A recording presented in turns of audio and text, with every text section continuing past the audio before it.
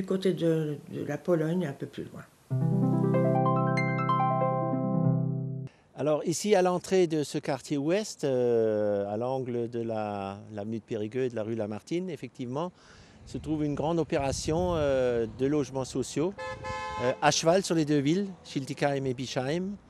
Il y a plus de 1000 logements qui ont été construits dans les années 60, ici même sur ce site, et qui s'appelait à l'origine la Cité Erstein, devenue entre-temps les Écrivains, et où se succèdent donc différentes opérations de réhabilitation, d'aménagement complémentaire faites par le bailleur social qui est Opus 67 et accompagné par les deux villes de Bischheim et de Schiltigheim.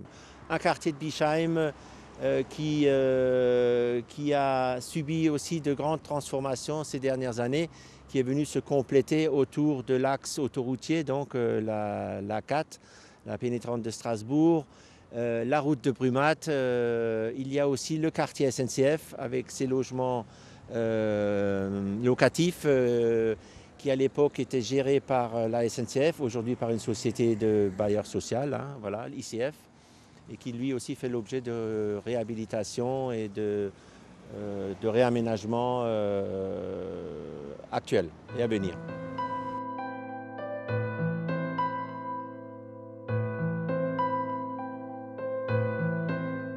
Il y avait 3 établissements à Bischheim, je pense faire. L'établissement locomotive, un établissement voiture-wagon et un magasin général. Ça faisait 3 établissements. Après le CS4 d'études, je suis allé à Strasbourg, là, au lycée. L'école primaire supérieure. L'école primaire supérieure, ça s'appelait. Et là, on était bien. Au bout de la première année, je savais relire un livre. Vraiment comme un relieur. Hein. Et après, donc, j'ai fait le concours d'entrée à SNCF comme apprenti. Mon père a dit pas que je nus, net. J'ai pas voulu. Il m'a foutu une claque. Hein. Alors, je suis obtempéré. Et À 16 ans? Hein, j'avais presque 16 ans. Hein. Presque 16 ans. Et bon, je ne savais pas que c'était une lime ni un truc. Je ne connaissais rien au métier. Alors, je suis pris le métier d'ajusteur mécanicien. Alors, j'ai fait 2 années avant la guerre, comme j'ai dit tout à l'heure. Alors, est survenue la guerre. Paf, on était à Périgueux. En 1939? 39. On était donc à Périgueux. Et puis, c'est là qu'on s'est rencontrés. Tu m'as pas raconté. Oui. Vous avez rencontré votre future épouse? Oui. Mais vous se connaissez avant. Ah, je la connaissais de loin. Hein. Enfin bref. Et donc, on a travaillé à Périgueux, puis j'étais incorporé. J'étais la classe 39. Je suis revenu ici en décembre 40. Au syndicat, j'étais délégué des cadres hein, quand je travaillais. Et après, quand j'étais retraité, j'étais délégué de toute l'Alsace. Vous habitiez rue du Nord? Rue du Nord. Numéro 9. C'était presque tous des cheminots qui habitaient là. Mon père, les voisins, tous ces gens qui travaillaient au chemin de fer. Mon père était cheminot aussi. Plus tard, j'ai fait des cours de promotion cadre.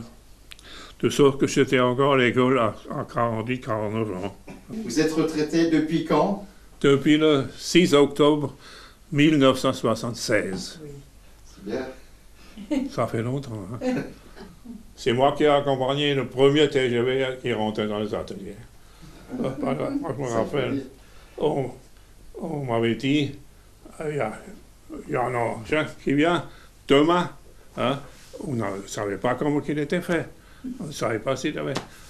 Bon, alors il fallait que j'attende sous le pont, qui est près du cimetière. Et je comptais, disons, le conducteur lui dit, il faut aller là, voilà. Et alors on attendait, on était plusieurs, le directeur était curieux.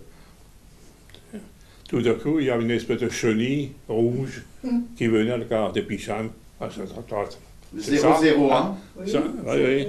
C'est lui qui est là, on a motrice. Et ça doit être ça. Alors, c'est arrêté.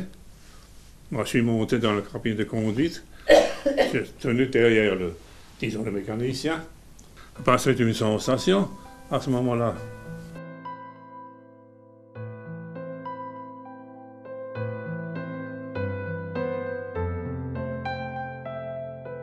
Spinemeyers. C'est le surnom, parce que presque toutes les fermes, dans le temps, ils avaient un surnom. Mais on a déjà fouillé partout, mais on ne trouve pas d'où ça vient. Mais mon père, il ne savait pas d'où ça venait, ce surnom-là. Oui. Le matin, vers 6 heures, ça commençait. C'était pour les bêtes. Après, on allait dehors, dans les champs. Et le soir, c'était pareil. À 5 heures, il fallait qu'on rentre, parce qu'il y avait des gens qui venaient vers 5h30 pour chercher le lait. Alors, il faut avoir du lait. Et après, moi, j'ai pris la retraite en 92. Alors, on avait encore une vache. Pour nous. Elle s'appelait comment? Elle n'avait pas de nom. Elle n'avait pas de nom, c'est vrai. Voilà. Alors, on l'a gardée jusqu'à... On avait marre. Voilà. Et vous avez gardé des poules? Des poules, oui. Des lapins. On a encore des canards derrière. On faisait un peu tout. Un peu tout. Même, on plantait des petits pois pour le Ungemach. On plantait des pommes de terre, des betteraves pour les vaches en hiver. On ne faisait pas de verre pour l'hiver, comme aujourd'hui ils font du maïs pour l'hiver. On avait des betteraves. Tout l'hiver, on leur donnait des betteraves. Et on cherchait des trèches à la brasserie. Là, on les conservait là-dedans dans les silos. D'après la guerre, à partir de 1947 jusqu'à 80. Là, mon père est décédé, alors j'ai dit, maintenant j'arrête. Et après, le premier temps, j'allais avec les chevaux, et après avec les tracteurs pour tirer des chariots comme ça. Vous avez connu le Sapin Vert? Sapin Vert, l'hôtel, oui. restaurant, vous avez connu? Vous alliez danser là? Ah, oui. Voilà. Et j'ai au Keplers. Au Keplers? Oui, à côté du cinéma, à côté de la discothèque qu'il y a en ce moment, au Liotto. Il y avait aussi Un restaurant avec danse. avec danse. Encore la semaine dernière, il y a un promoteur qui est venu et qui voulait tout acheter. Alors je lui ai dit, ça fait 80 ans que je suis ici et je ne sors plus. Vivant. Je ne pouvais pas, parce que je veux être libre. Oui. Ah oui. Il marche. Et voilà, tout est vide. Tout. Enfin, il y a encore un peu de foin. Oui, pour le cheval, il y en a encore un peu. Et là, il y avait une cave où on mettait des betteraves pour l'hiver. Ah, il y avait de la place, hein. Jusqu'à derrière. Et on le ressortait directement dans l'étable. Et ça, c'était pour défeuiller les betteraves à sucre. On prenait comme ça et on passait juste pour enlever les feuilles. Et après, les betteraves à sucre, on les sortait avec une charlie. Les feuilles, ça se coupait. Oui, oui. On n'avait pas besoin de se plier. Oui, oui. On est juste comme ça. C'était ingénieux, hein? Ça, c'est une faucille. Oui. Ça, on connaît encore. Mais Ouais. ça, les deux, là, oui, c'est quoi? En dessous, c'est quoi? Ça, on Et connaît. ça, c'est pour piquer les chartons dans le blé. Là, au printemps, on est allé à 4-5 personnes dans le blé. Quand il était haut comme ça, quand il y avait des chartons, on prenait avec ça, on coupait juste à ras du sol. Ils sont repoussés, mais ils ne donnaient plus de graines après. C'est pour les asperges. Ah, pour les... Oui, oui, oui. On avait des asperges. Oui, On veut le couper, on veut sortir. Ouais, ouais. C'est pour les chevaux, ça, non? Non. Non. Pour les vaches. Pour les vaches? Et les bœufs. Vous savez, les vaches et les bœufs, ils ont 2 toits. C'est pour ça. Et on mettait un fer à chaque toit. Et ça tenait. Et là, on mettait des clous. Et la plupart du temps, on ferait juste le toit qui était dehors. Vous savez, à gauche et à droite. Pas celui-là de l'intérieur, du pied.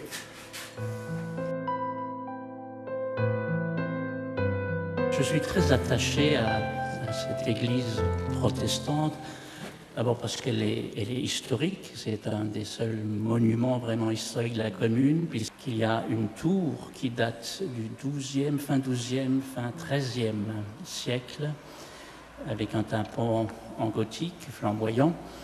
Mais je suis très attaché à ce lieu parce que c'est pour moi un lieu de vie. J'ai été baptisé ici. J'ai fait ma confirmation, je me suis marié, mes enfants ont été baptisés ici, ils ont été confirmés, j'ai enterré mes parents. Et voilà, et donc je suis un peu de cette paroisse, j'ai eu de multiples engagements. Il y a très longtemps, j'ai animé un ciné-club, on passait là des Godard, à Pierre Olfou, on passait des Lelouch, un homme et une femme. J'ai animé aussi un groupe de danse folklorique et puis un cercle de table ronde. On avait fait venir, par exemple, Daniel Lefebvre, l'homme politique, et son frère, pasteur. Voilà, tout ça, c'est un arrière-fond de ce bâtiment. Nous sommes dans le cimetière israélite. Pourriez-vous nous parler de ce lieu? Oui, le cimetière israélite est juste à côté de ma maison. Je suis attaché à ce lieu. Mon père avait un jardin qui est juste derrière nous. Il cultivait des betteraves, il faisait de l'herbe pour nourrir les lapins qu'il élevait en grande quantité rue des Jardins, c'est un peu plus loin. Il venait là avec une charrette en bois, avec des roues à rayons en bois. Il venait tôt le matin, il emmenait son Schwarzmav et il mangeait ça en buvant un verre de Kirabi. De tout temps, j'ai été attiré par ce cimetière, par son esthétique, ces tombes anciennes en grès. Elle date de quand, la plus ancienne? Les premières datent de 1797. M'ont toujours fasciné par leur côté épuré, et puis c'est un lieu qui pour moi dégage beaucoup de sacré. Ce cimetière est chargé d'histoire parce que Bischheim, Schiltigheim et Hönheim, communes voisines, sont des lieux où vivait une importante communauté israélite. En grande partie, sous le Moyen-Âge, les Juifs étaient interdits de séjour la nuit, donc ils venaient habiter à Bischheim. Nous sommes ici rue des Jardins, au cœur du vieux Bischheim. Et derrière moi, la maison familiale, la maison natale, où j'ai engrangé beaucoup de souvenirs.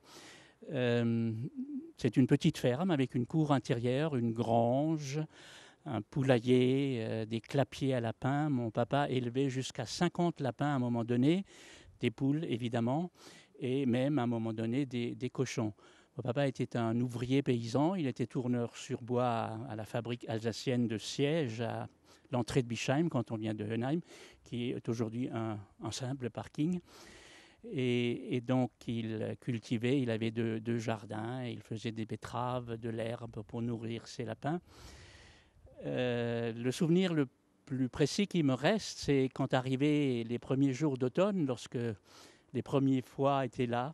Un matin, arrivait un alambic ambulant qui était stocké dans la ferme des Hourville, route de la Vansenau, et on distillait Quetch et Mirabelle qui venaient des jardins. Le moment magique, c'était évidemment en fin de journée quand sortaient les premières gouttes de cet alambic. C'était un peu un moment de liesse.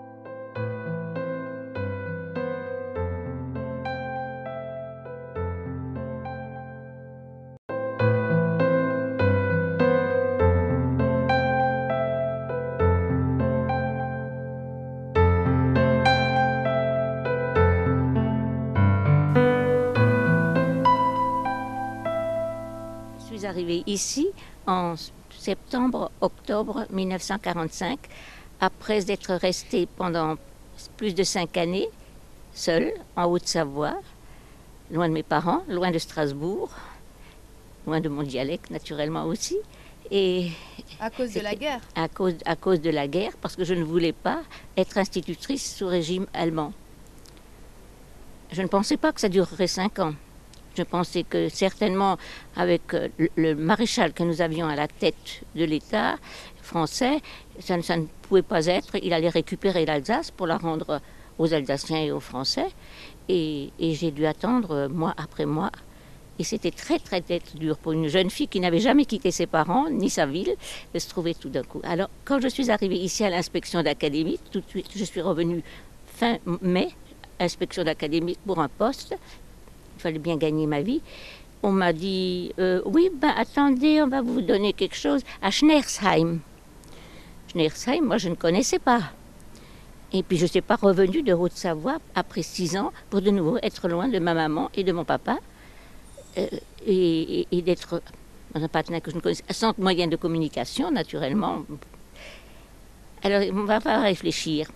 Alors, ils ont réfléchi, ils m'ont donné 1 mois de Schiltigheim, et ensuite, j'ai été nommée ici. C'est l'école protestante. Ça, c'était l'école protestante de filles Rue nationale de Bischheim. Parce qu'il faut dire que nous étions encore séparés, les catholiques, les filles catholiques, les garçons catholiques, les filles protestantes, les garçons protestants. Et ici, c'était l'ensemble protestant pour les petites filles. Juste 2-3 classes qui étaient en surnombre et que les autres ont occupées. Quand je suis arrivée ici, j'ai été reçue par madame la directrice qui m'a dit tout de suite « Ah mais moi ce poste-là, elle avait sa classe ici, c'était la classe de la directrice, et cette classe, elle l'avait réservée à sa nièce qui devait venir de la région de l'Alsace, au-dessus quelque part. » Évidemment, mon moral est retombé à 0, parce que je me voyais déjà arriver près de Bischheim et près de Strasbourg. Et au bout d'un moment, elle m'a tout de même, je l'ai apprivoisée, enfin, elle a bien... Et puis, nous avons beaucoup collaboré toutes les deux. Nous avions le même état d'esprit. J'ai connu, évidemment, ces petites filles qui avaient fait 1 ou 2 mois d'école française juste avant les vacances, là, mais qui n'avaient même pas le droit à la maison de dire merci ou bonjour parce que c'était dangereux pour les parents. Certains parents savaient encore un petit peu de français d'avant-guerre, mais il ne fallait pas surtout parler français. Alors nous avons commencé, je ne sais pas comment. Je les ai un peu interviewés ces derniers jours. J'ai dit, vous avez trouvé dur, vous m'avez trouvé méchante parce que je ne parlais que le français. Non, ils ont trouvé ça tout à fait normal. Et puis alors elle a dit, elles ont tout de suite, on a beaucoup chanté. On a beaucoup, à l'époque, colchique dans les prés, fleurissent, fleurissent, colchique dans les prés, c'est la fin de l'été.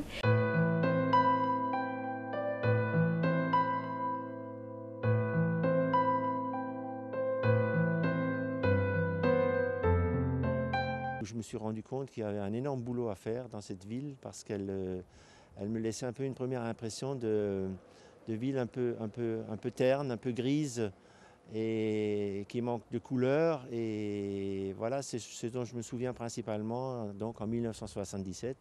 Entre-temps, bien entendu, les choses ont évolué et on a travaillé sous l'impulsion politique, bien entendu, de nos élus à transformer la ville, à aider à la transformation de la ville.